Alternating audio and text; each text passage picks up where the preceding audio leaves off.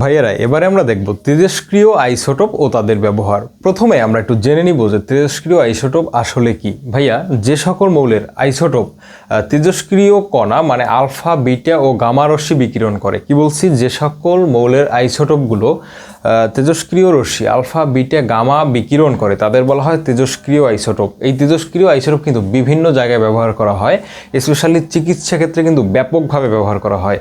যেমন চিকিৎসা ক্ষেত্রে রোগ নির্ণয় টেকনেশিয়াম 99 এইটা কিন্তু ব্যবহার করা হয়। ঠিক আছে, TC99 মানে টেকনেশিয়াম 99 এইটা কিন্তু রোগ নির্ণয়ে ব্যবহার করা হয়। ঠিক আছে, রোগ নির্ণয়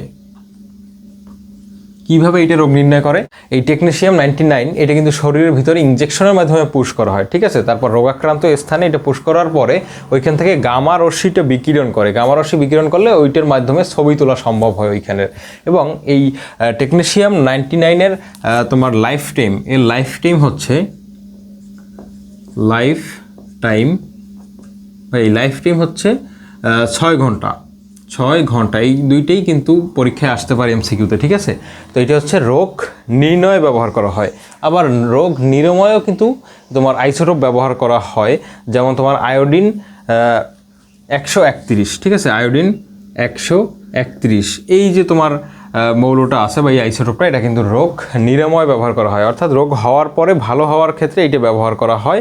এবং তোমার কোবাল্ট 60 এটাও কিন্তু চিকিৎসা ক্ষেত্রে রোগ নিরাময় ব্যবহার করা হয়। তো এটা তোমরা একটু মেইন বুক থেকে পড়ে নিবা। ঠিক আছে, এই জায়গাটা। তারপরে আর কি আছে আমাদের? কৃষিক্ষেত্রে ব্যবহার করা হয়, তারপরে ক্ষতিকর পোকামাকড় দমনে ব্যবহার করা হয়, ফসলের মান উন্নয়নে ব্যবহার করা হয়, তারপর বিদ্যুৎ উৎপাদনের ক্ষেত্রে তেজস্ক্রিয় আইসোটোপগুলো কিন্তু ব্যবহার করা হয়। ঠিক আছে ভাইয়া, তারপরে তোমার আরও বিভিন্ন কাজে, অনেক কাজে কিন্তু ব্যবহার করা হয় এই আইসোটোপগুলো। তো ভাইয়েরা, এরই মাধ্যমে কিন্তু আমরা সবচেয়ে শেষ টপিক যেটা তেজস্ক্রিয় আইসোটোপ ও তাদের ব্যবহার, এই টপিকটা শেষ করে ফেললাম।